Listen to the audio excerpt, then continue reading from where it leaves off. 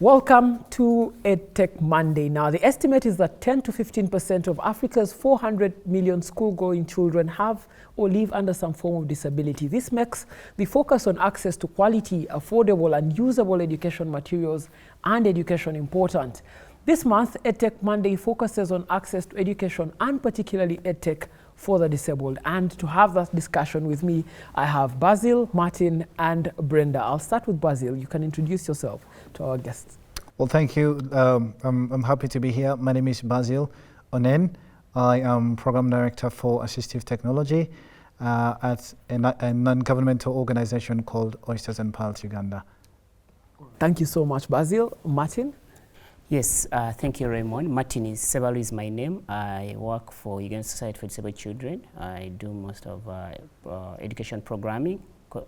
And then I also do ICT training for visually impaired. I also work with Innovative Education and Research Consultancy firm as a researcher. Thank you, Raymond. All right, thank you so much. Brenda? Thank you. I'm Brenda Hasalamwa. I work as a proofreader at Uganda National Association of the Blind, UNAB. All right. And you guys are all visually impaired. Is that it? Okay. So I'm going to start the conversation from there. And maybe I'll start with Basil. What's it been like for you accessing basic reading materials, breaking through the technology space? I know that you're a software engineer, and that's no mean feat. How's that been for you? How's the journey been? Lovely, difficult, full of a lot of path breaking, because it's obviously very, very challenging as a person with visual impairment to pick up these paths, because it's traditionally looked at as something for those who have quote unquote full abilities. So yeah, it's been great. Every path that I break is exciting, and it's been lovely, I would say. Have you had to break some barriers in terms of access to basic equipment to work with, you know?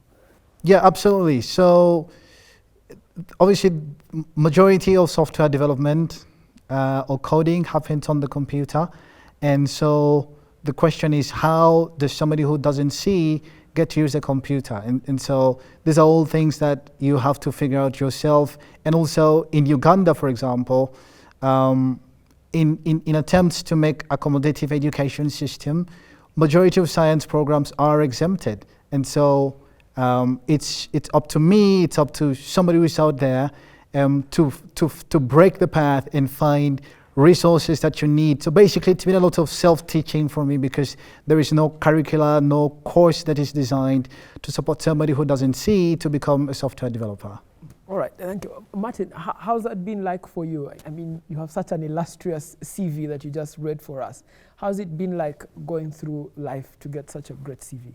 Okay, maybe the visual impairment came on the way, just in senior 6, but I had to adjust quickly because I had to enroll at university, offering a course in business statistics. Because I was doing sciences, I had to adjust. And the first thing I found there that the blind world was only relying on Braille, which had to take some time to learn. So, but when I got to know about the possibility of using a computer, I took the easiest path. Though I learned it the hard way, I had to learn a computer in 2 weeks, at least with the basics, able to type and save a document and print it out, because that's what I needed to present to the lecturers, that this is their work, in brief. Yeah, how was that journey like? I mean, you make it look like it was so easy to learn the computer in 2 weeks, but how was that journey like for you? What did you have to go through in those 2 weeks? The vacation was a hassle, you know, adjusting in a new world and trying to fit in society, first of all in the mainstream and also the blind fraternity. Then also the other one was about, of course, the computer. I looked at it as an alternative, and also enrolling at university was also another second chance. So it was kind of restoring hope. So I had to be a bit more aggressive to learn and adjust. It was not easy, just like you have asked, but I had to really learn. So basically, the first training I focused on was mastering Microsoft Word and the keyboard and how to use it. But the other applications, the people I was staying with, what an ordinary person could do in Excel, I would also try it out. In PowerPoint, I would also try it out using the screen reader software, which by then was scarce and expensive. Ah, okay. Brenda, how has the journey been like for you in the proofreading world? What have you had to go through to become good at it? With proofreading, I do proofreading in Braille, and when you talk about Braille, Braille is very bulky. So it takes a lot of work and a lot of time to do the proofreading and edit out the textbooks, but it is also encouraging because I'm always enjoying it when I do something that is going to be benefited from by other persons with visual impairments. When you was just starting out in the proofreading world, in terms of access to the material that you were proofreading, making use of Braille, how was that journey like for you? The journey was, at first it was scary because I was advancing from the usual use of Braille where we use hard copies, so now I was transforming to using soft copies, and we're using the new technological materials that have been introduced. So it was scaring, but at the end of the day, it became easy. Yeah. All right. Basil, let me come to you now, and we talk really about access to material to work with. You mentioned something important. People consider themselves fully abled, and in that way, sometimes discriminate against other people, particularly people who are even visually impaired.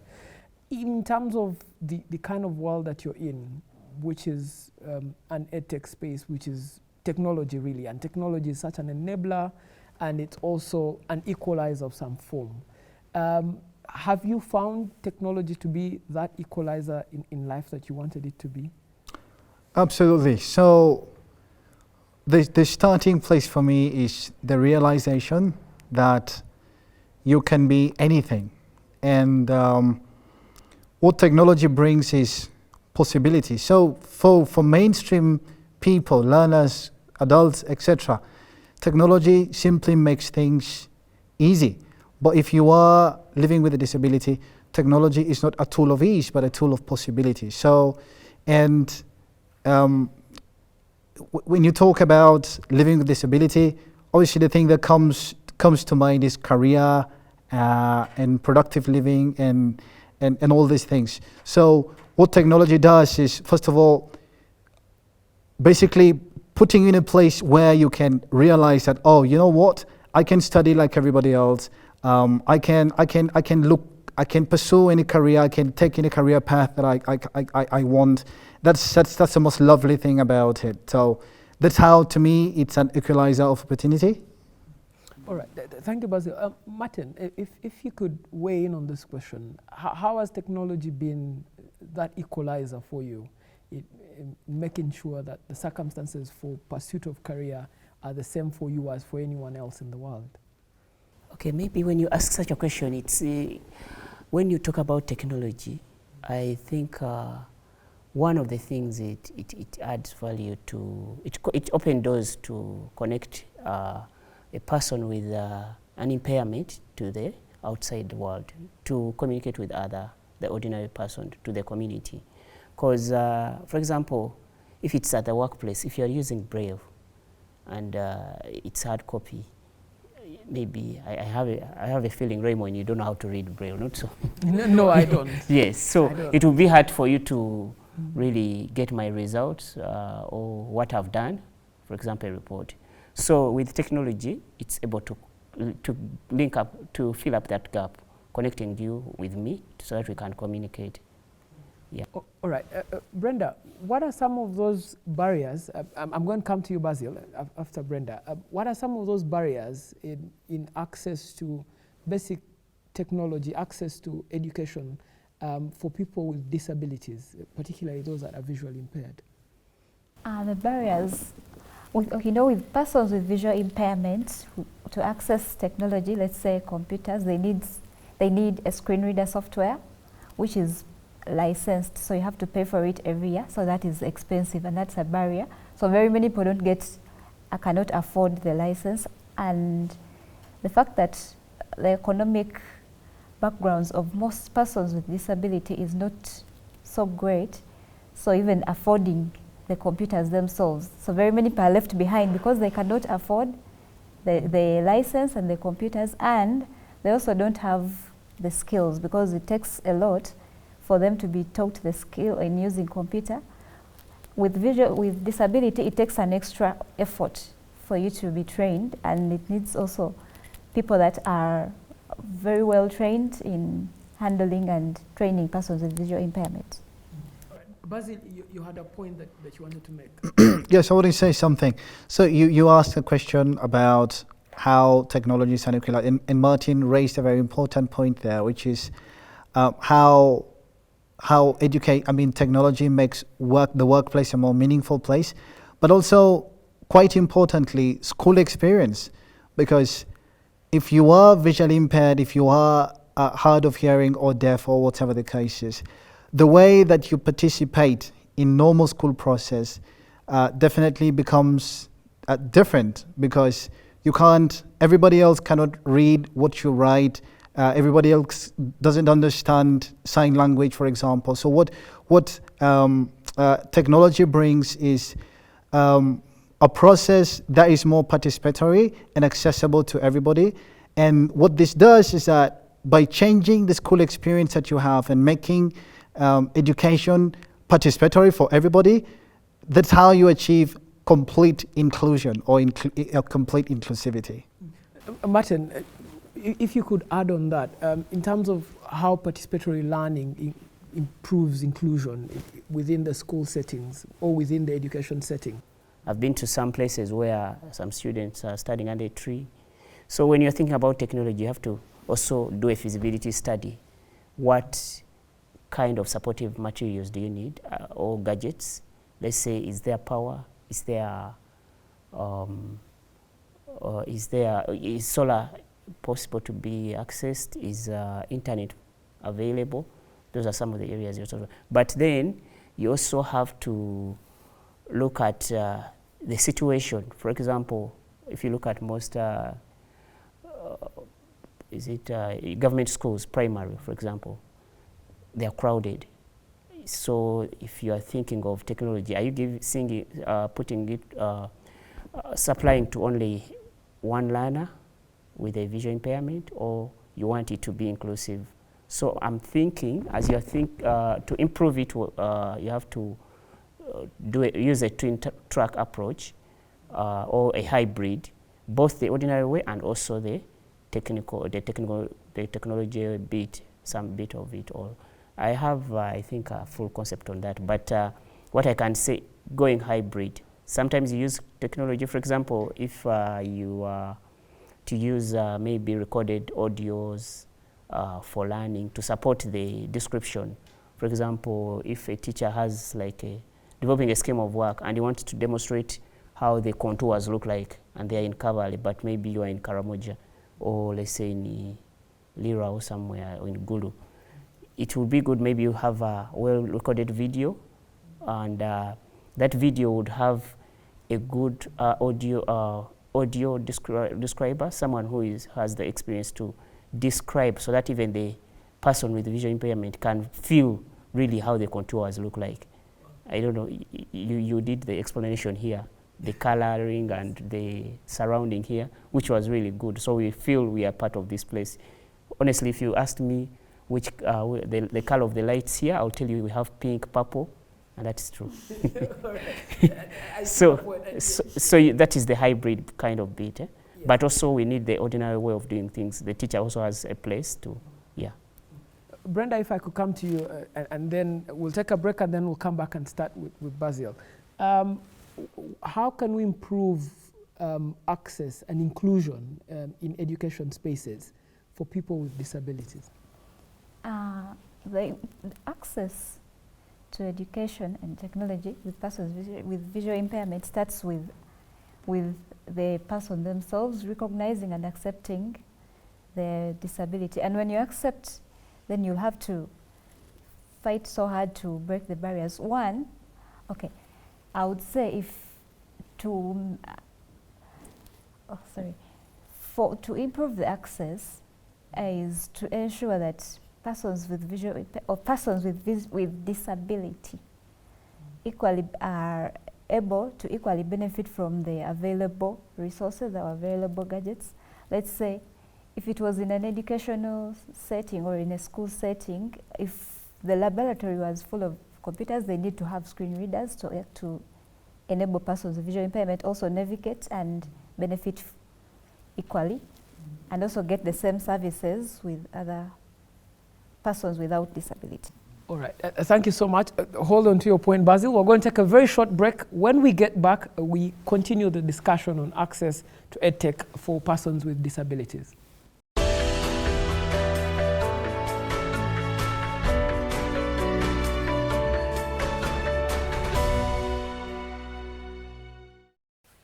Thank you so much for staying with us on EdTech Monday. We're speaking about access to EdTech material for persons with disabilities. Now, before we took the break, Basil had a point that he wanted to make.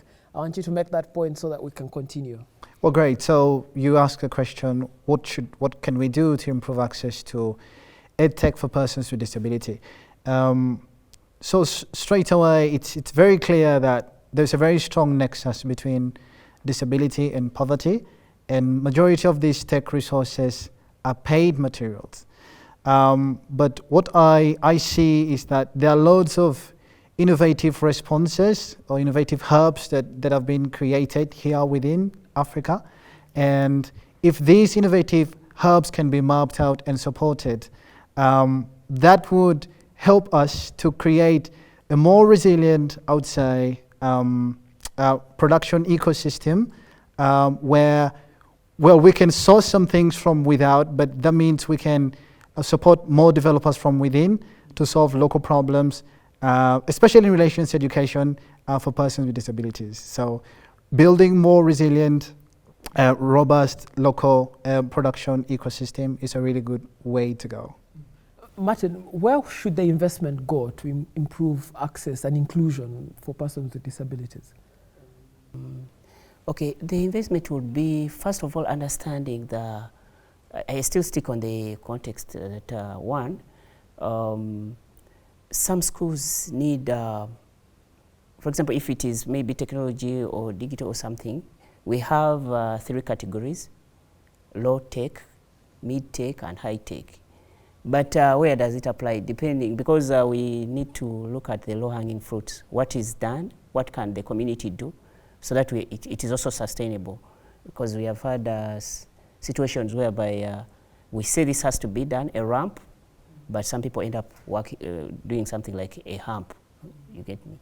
So it's about understanding the geographical area, the people living within there, and then you do proper investment that is appropriate. One, if it is access, what can the community do? What can government support be in terms of, let's say, accessibility structures? If there are walkways, can the community or parents, can they actively participate in working on those walkways so that all children can access, including without leaving out any kind of disability? Then if it is these Kampala schools, of course, those ones you expect that maybe the parents or even other players, or like, for example, KCCA, can maybe work on maybe the roads that they have walkways. It can also work on, these days we have the traffic lights and almost everywhere. But what is this? The question is, are they inclusive in nature? If in case they can make that alarm that can support someone who is visually impaired or someone with a hearing impaired to be able to know the signal that he can cross. Of course, the signal can support the person with the hearing impairment, but the blind, he also needs that alarm that now you're good to cross, just like how banks have worked on that. Brenda, you mentioned an important point about the backgrounds that many people that suffer disabilities come from. Those backgrounds are filled with poverty. And I realize that even when we have the conversation for inclusions for persons with disabilities, it's very likely that people from rural communities that don't have the kind of access to resources as people in urban communities are very likely going to be left behind. How should investment be designed so that it's also robust and it targets everyone, including those that come from backgrounds that are not wealthy? I think I'll start with the education facilities, the schools. You realize that the inclusive education has not been fully adopted in many schools. So we end up traveling from, some of us end up traveling from Kampala to go and study in Gulu, because that's where you realize there is a school that will be inclusive for persons with disability. But if the schools are extended, then the people with, persons with disabilities, regardless of their backgrounds, they'll be able to benefit, because we've realized that you have even schools that are not so very expensive, so they can attend, and when they attend, we gain the skill. And the good thing with persons with disabilities, we usually have the brotherhood. So if one person is able to get the skill, then it's very possible for another person to benefit from the skill that one person with disability has got. Basil, I want to come to you now and move towards government interventions. There's a new curriculum in play in many of the education schools around Uganda. Does that curriculum, as it exists now, does it cater towards EdTech needs for persons with disabilities? And if it doesn't, what changes need to happen? Yeah, regrettably, the answer is no. And I'm happy for conversations like this, because what we should be doing is developing the rationale for economic, for inclusion, literally. How can we drive investments? How can we build the rationale? Because what I know is that the economic cost of exclusion is probably anywhere between 3 to 7% of every country's GDP, and that's huge. So government definitely has to be involved. So getting straight, turning to the new curriculum, somebody has just talked about an ecosystems approach and a holistic approach. Regardless of what special technology I develop and give you, if teachers can't use it, if National Curriculum Development Center does not think about universal design and releasing copies of textbooks in multiple formats so that there are alternatives for everybody, it's still not going to work. So because, for example, if you are hard of hearing, you need materials, you need the same textbooks, but then also with support in sign language or video tutorials. If you are visually impaired, you probably need a copy of the same material, but in a way that you can manipulate and read with a screen reading software, etc., etc., etc. Every kind of disability will require a special adaptation or formatting. So government should definitely invest in leveraging publishers. Publishers should understand the need for multiple formats of every course material, and that should not be left in the hands of private actors. We need more state involvement in this process. Martin, the other thing about technology spaces is that they're increasingly innovative, they're disruptive in nature. Have you found in your world, have you found that kind of disruption and innovation happening with the same speed to make sure that people that have impairments are also able to access technology and access education? I know some people, when they think of an idea, it's a waterfall, but you need to improve as you walk the journey with the final user and also the people you believe will pass on the skill. So I'm thinking that is one of the areas that we have to be keen on, that will enable us to access technology. Yeah. Yes, but maybe there is something I wanted to add on somewhere on the investment, government, where we think the investment should be for access. I think the other bit is also the resource, the assessment, the education assessment centers. Yeah, centers. Country we have one and it's in Kampala, managed by KCC. But there were a number of education resource centers. These ones are very important because the most challenging bit about access and inclusion is understanding the disability. Because out there, when you go, they'll ask what happened. That is the first question. Even the teachers will ask what happened. And they also ask themselves, how will I support this one? So at the end of it all, they will end up what? Ignoring and maybe shying away, turning a Brenda, blind eye. if I could come to you, and then we'll come to Basil because he had his hand up.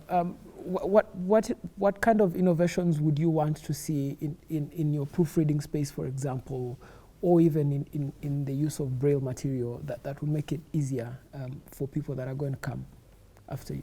The innovations, okay, like in my proofreading, like as Uganda National Association of the Blind, we are trying to ensure that all the textbooks that are produced in the new curriculum or that have been accessed by persons without disability are also produced in a format that persons with visual impairment can also access, that is in Braille.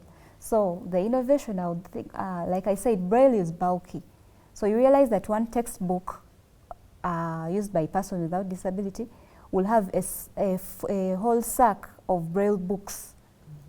So that is very hard for for people to read. So the innovation, I would think, we have new materials that have been introduced, like Braille note takers and Orbit readers, which make work easier and lighten the weight. So you do the Braille, you produce the Braille and give everyone in soft copy, and that is the materials are like, okay, the size of a tablet or a pad. So those, at least those ones are able to carry around and also able to, they enable persons with visual impairment to access the reading materials as compared to the bulk that is also destroyed by, the more they stay around, they're also distracted. The weather affects the hard copies. So with at least the innovation should be at least making these materials, however they are so expensive, making them available and readily available to those persons that need to use them. Yeah, so you talked about the disruptive innovation. So how can we mainstream innovation hubs to make sure that products are designed in a way that every upgrade is not a downgrade for somebody who has a disability? And I think this is very important. And the way we can achieve it is to have as many people as possible who understand disability and inclusion in production hubs. For example, I've been asking myself, what does it cost, for example, to include a voice reader or something that has speech in, say, a decoder, so that when I'm moving my channel, I know this is NTV, this is whatever, this is this TV channel, etc. What does it cost? It costs nothing, just putting a voice that you can turn on and turn off. So the only way we can achieve this is having as many people as possible, especially in production hubs, be educated on mainstreaming, on universal design, and it's cheaper, by the way, when you design products with somebody who has a disability in thought, rather than do it as an afterthought. So you finish developing and then you think, oh, I should have included, and then you have to end up with an alternative format of the same thing. I always say it's a bit like if you're cooking chicken curry and then you cook it with loads of salt and then you realize, oh, I needed little salt. And so what are you going to do? Well, cook another one or what? It has to be flexible design from the start, not as an afterthought. And that's what makes assistive technology or adaptive technology very expensive, because you're coming with alternative formats rather than including persons with disabilities in tech design right from the get-go. Absolutely. Thank you so much for watching us. We've been speaking about access to EdTech material and education for persons with disabilities. And EdTech Monday will return next year as we focus more on conversations around education, technology, and access in Africa.